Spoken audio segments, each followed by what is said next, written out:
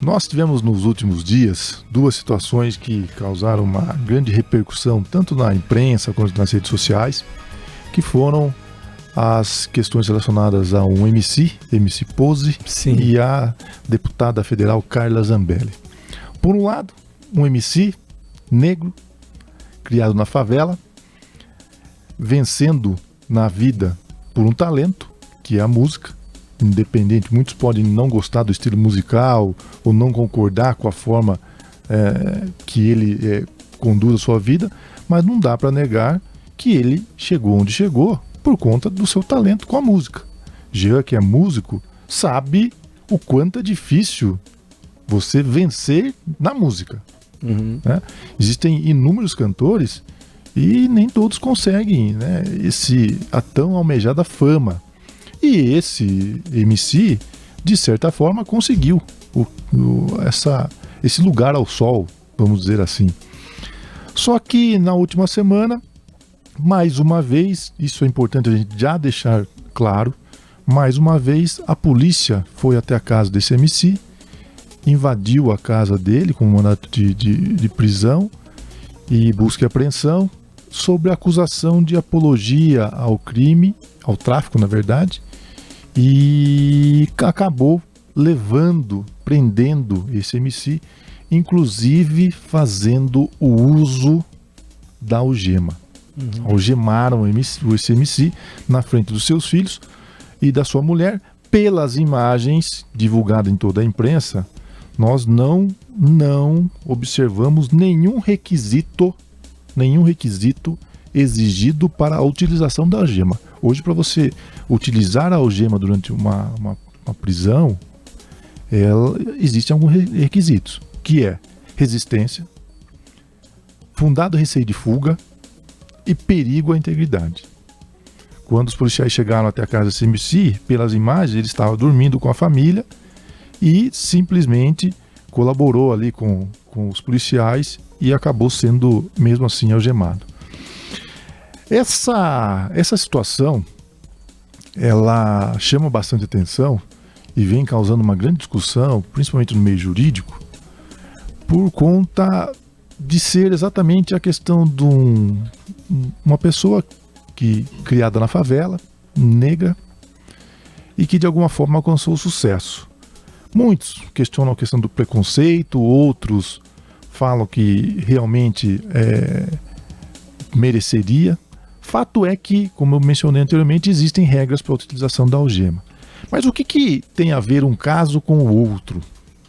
Mas só antes de você entrar no caso, mas a questão do MC Pose também tem, falando que ele possivelmente teria associação com o Comando Vermelho, por isso que ele foi preso, letras que fazem apologia à droga, misoginia, trata as mulheres daquela forma, entre outras coisas, que a mulher também estaria ligada com envolvimento em lavagem de dinheiro, enriquecimento ilícito. Então talvez não seja só por conta dessa questão de é preto, é da favela. Mas então, a acusação contra ele é de associação criminosa e apologia ao crime. Uhum. Só essas duas. Não, mas aqui depois surgiu também essas outras coisas que estão... Isso foram mencionadas, né? Mas não diretamente a ele. Foram mencionadas, né? Inclusive pela própria imprensa, e até com relação à mulher dele que está sendo investigada, né? Por conta disso. Ele justificou, e é uma questão que a gente também deve discutir, que ele vem da comunidade, vem da favela, e a maioria dos shows que ele realiza é dentro das favelas. Inclusive mostra aí ele com um fuzil, pessoas assistindo o show com um fuzil na mão. Uhum. Agora eu faço a pergunta: a responsabilidade é dele ou é da polícia que deveria prender aquela pessoa que está com o fuzil na mão? Ele que está fazendo o show ali na favela, ou da própria polícia que deveria, mais que isso, deveria coibir que esse fuzil chegasse até a favela? Uhum. Deveria coibir que a droga chegasse até a favela. Deveria prender o traficante, efetivamente. Agora, prender o artista que vai até a favela fazer o show, que tem como a favela como seu ganha-pão, é algo que precisa ser analisado com muito mais critério. Mas o STF não permite a polícia fazer esse tipo de abordagem em alguns determinados locais, principalmente no Rio de Janeiro, né? A gente tem visto aí recentemente determinação judicial, né? Mas essa, Marquinhos, é uma outra discussão, que são situações onde foram realizadas operações de forma desastrosas, que culminou com a morte de várias pessoas que não tinham nada a ver com a história, vários inocentes, inclusive crianças. Né? Essa é uma situação. Agora, essa outra situação, nós estamos falando de detalhe, era uma acusação, ele estava sendo acusado de apologia ao crime e de associação criminosa. Então, era uma acusação. O que nos chama mais atenção nesse caso é que ele já foi acusado por apologia e associação criminosa pela mesma Justiça do Rio de Janeiro. E tanto a primeira instância quanto a segunda instância absolveram esse MC. E agora, novamente, tem essa acusação. Não estou aqui dizendo que ele não mereceria responder pelo crime. Muito pelo contrário. O que nós estamos aqui condenando é a atuação da forma que foi feita a abordagem na residência daquela pessoa, sem qualquer tipo de resistência, sem qualquer tipo de perigo de fuga, e simplesmente foram lá e algemaram e levaram para a prisão. Inclusive, o próprio desembargador que concedeu a liberdade provisória ao MC Pose, ele alega isso na decisão, que teve uso de força desproporcional quando da prisão daquela pessoa. O que por si só já macularia a própria prisão. Porém, o que esse desembargador fez? Ele concedeu a liberdade mediante medidas cautelares. Tá, mas o que é isso, Pedro? São medidas impostas à pessoa. Olha, você vai responder o processo, porém você não pode se ausentar da comarca, você não pode, para você fazer, precisa manter seus contatos, não pode mudar seu endereço, precisa informar ao juízo as suas atividades. E são medidas que são possíveis e previstas na nossa legislação. Então, o desembargador reconheceu e concedeu a liberdade mediante essas medidas. Mas o que isso tem em relação com a questão da Carla Zambelli? Qual que é a relação que esse caso tem com a Carla Zambelli? Carla Zambelli, deputada federal, escritora, que teve uma questão de invasão ao sistema do CNJ e, além disso, esse é um processo, nesse processo que ela foi condenada, além disso, ela também responde um outro processo criminal por correr atrás, armada, correr atrás de uma pessoa aqui em São Paulo. Essa pessoa acabou entrando num bar para se esconder. Acho que muita gente lembra dessa situação. Nas vésperas da eleição, né? Exatamente isso.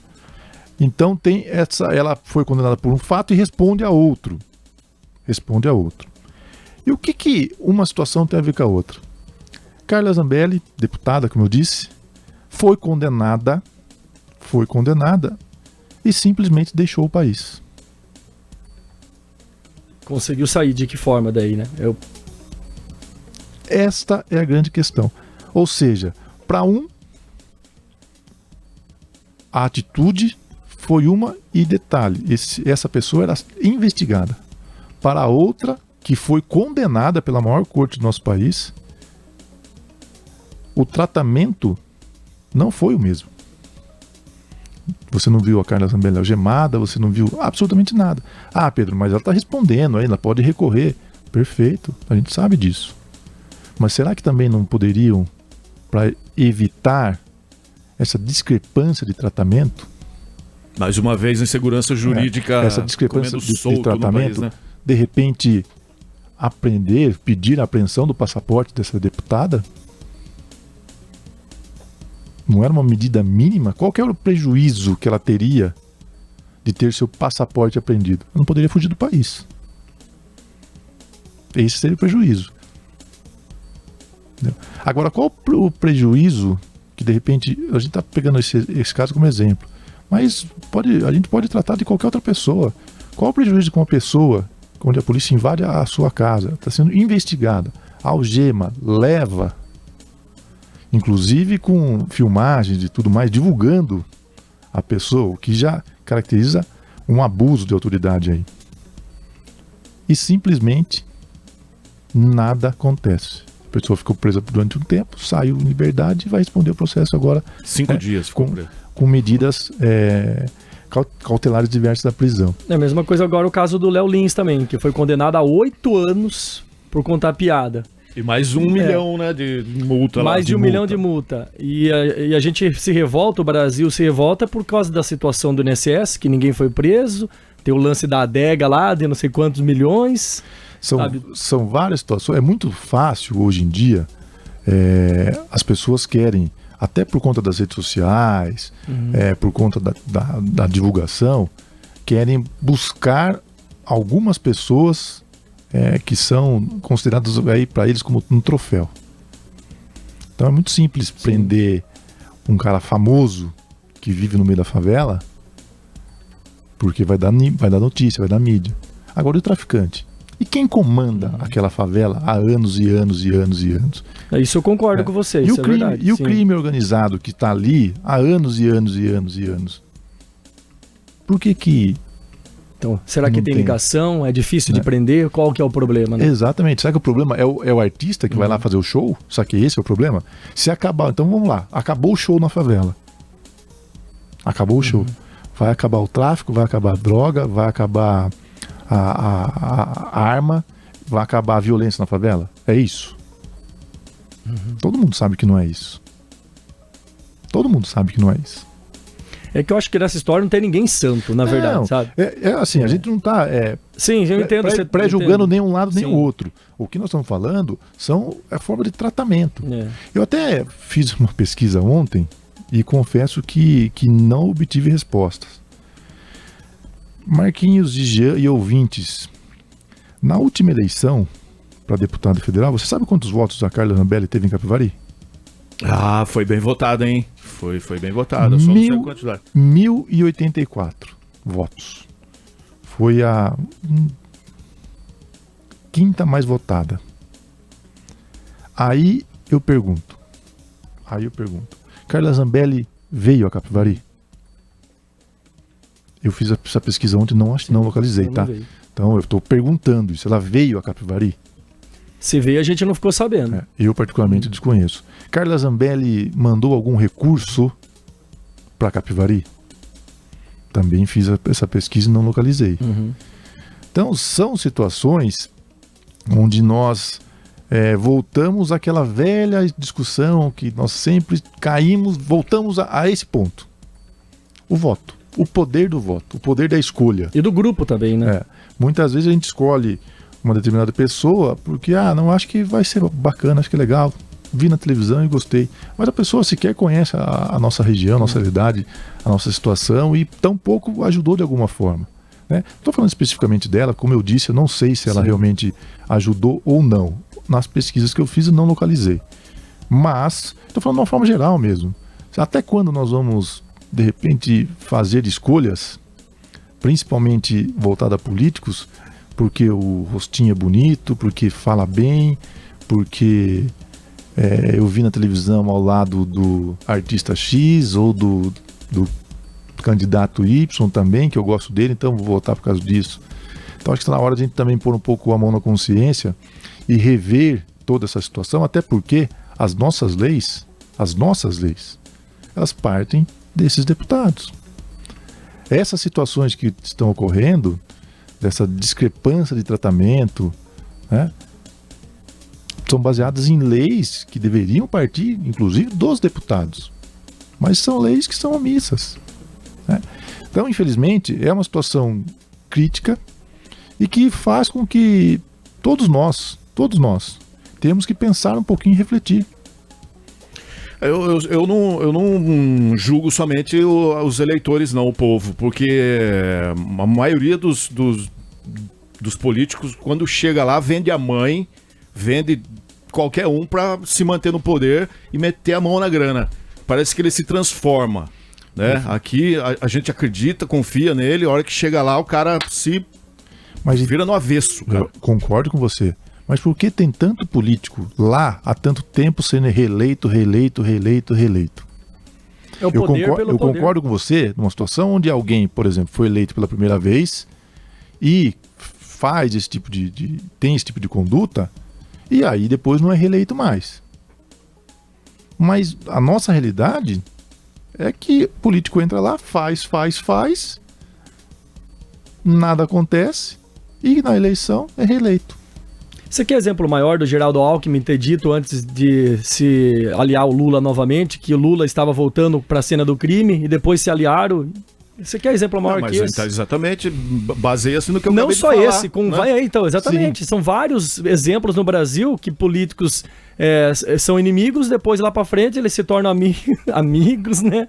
Em prol ao poder. A própria Simone Tebet também, né? Que antes só metia o prego Mas eu ouvi, na esquerda e agora tá aí abraçadinho. Eu ouvi uma frase, e essa frase faz muito sentido quando você começa a analisar a questão política do país como um todo, né? Desde o município, o governo do estado e do próprio Brasil como todo, da nossa federação. A política, ela é feita com o estômago, não com o coração. Uhum. Essa frase traduz realmente o que acontece na política do nosso país. Muita gente pode não concordar. Ou seja, é ácido. É ácido, mas você vai ter que digerir certas coisas. Exatamente. Para conseguir o objetivo. Porque se você for fazer a política com o coração, da forma com que os políticos, né, estão, os nossos políticos atuais, estou dizendo, a gente percebe que hoje eu defendo A, amanhã eu defendo B, depois vou para C. É de acordo com o interesse. E assim vai. Então, não tem coração, né? Coração nós vimos nessa divisão que nós tivemos no país entre lado A e lado B nas últimas eleições. E isso era um amor à política, amor a um lado, ódio ao outro, é bem verdade. Mas existia uma divisão onde as pessoas defendiam, né? Um amor até que lá atrás eu já questionava. Você defender um ideal, eu acho perfeito. Agora, você defender uma pessoa, e única e exclusivamente, eu acho extremamente perigoso. Porque, passado o tempo, muita coisa você vai percebendo que, olha, será que realmente era tudo aquilo que essa pessoa falava? Mas é que o fanatismo virou fã torcida. Esse fanatismo que preocupa. Então, o que eu falo? O idealismo seria perfeito. Agora, o fanatismo é sempre preocupante. Eu vi uma frase ontem de um dos Cacetas e Planetas, um dos integrantes, que é: antigamente os políticos eram eleitos por votos, hoje são por devotos. É uma frase, não é exatamente essa a frase, mas diz tudo, que hoje em dia quem vota é o fã, é o devoto do candidato, né? Exatamente isso. Marquinhos, Jean, mais uma vez, obrigado pela oportunidade, pelo espaço. E espero que as pessoas possam refletir um pouquinho sobre essa situação e pensar melhor na hora de depositar confiança em alguém aí nas próximas eleições. Tá chegando, hein? Tá chegando. Tá rápido. Valeu, doutor. Obrigado abraço. pela participação, hein?